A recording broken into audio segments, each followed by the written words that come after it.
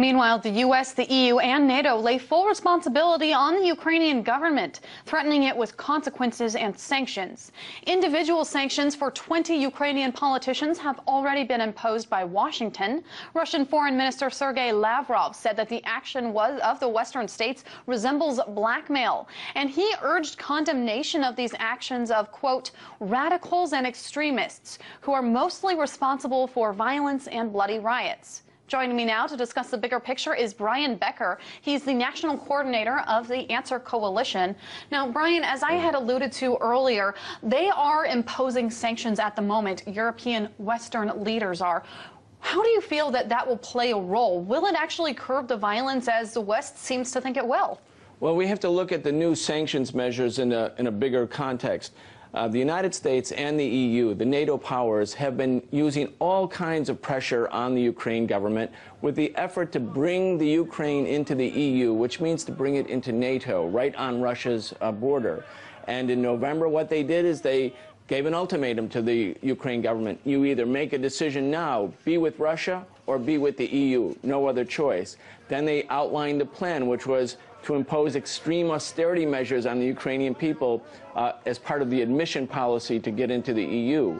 Then, of course, they helped castigate or create these protests. And now, as the protesters are using extreme violence, as the government is using violence, and as the government is trying to maintain order, the U.S. and the EU say now we will impose sanctions on the Yevtushenko government for the use of violence. So this is a full court press. This is pressure. What's the real purpose? I think it's to break up the Ukraine government with the hopefully weakening that government, toppling that government, and getting a government that will take the country into the EU, into the Western sphere of influence. And this has to be seen by Russia as a great threat.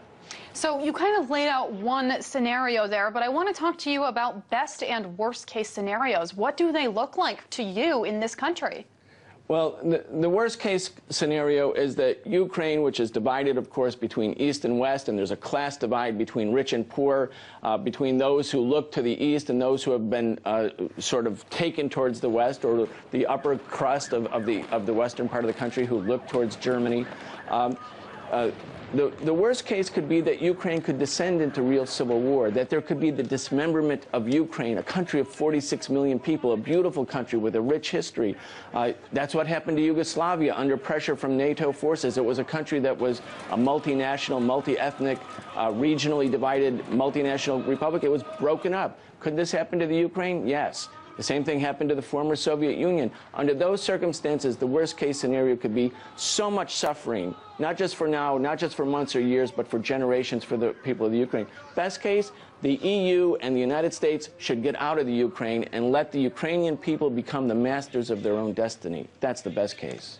Now, that is a really slippery slope to civil war, but I want to know from you, I mean, we're seeing people die on a daily basis. We're seeing these clashes continue for weeks and months. Where is that line when it comes to a revolution, when that starts happening, or when we start calling this a civil war? When is that line? Well, we're getting close to that line. I don't think it's a revolution. I think it's kind of a counter-revolution. We've seen the era of counter-revolution for the last 20 years where Western powers who have vast economic, military, and diplomatic authority, especially since the collapse of the Soviet Union, are picking apart the former Soviet republics, integrating them into an American or Western sphere of influence, integrating them into NATO. And that's part of a counter-revolution because it's not really for the benefit of the people. The Western powers will always say we're doing it for a noble cause, freedom, democracy, against repression, but they have their own imperial interests in this very important, geostrategically important, and resource-rich part of the world.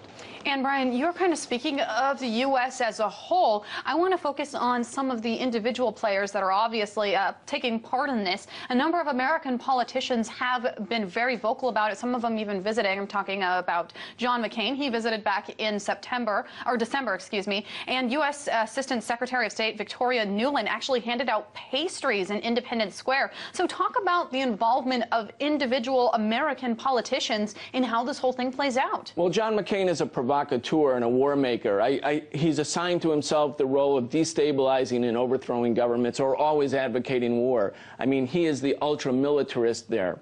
But you know that this is, as you mentioned, a bipartisan affair because the sector, when I talk about the U.S., I'm not talking about the American people. I'm talking about the main U.S. foreign policy establishment, which is linked to the military, linked to the CIA, linked to big oil, to the NSA, that whole military-industrial complex. What they're trying to do is destabilize the Ukraine, not because they care about Ukrainian people. They want to incorporate Ukraine, this important country, big country, the second largest army and military in Europe. They want to incorporate it as part of the U.S. sphere of influence. That's an imperial design. The American people don't gain anything from that, but big corporations and banks and the military-industrial complex, they do gain.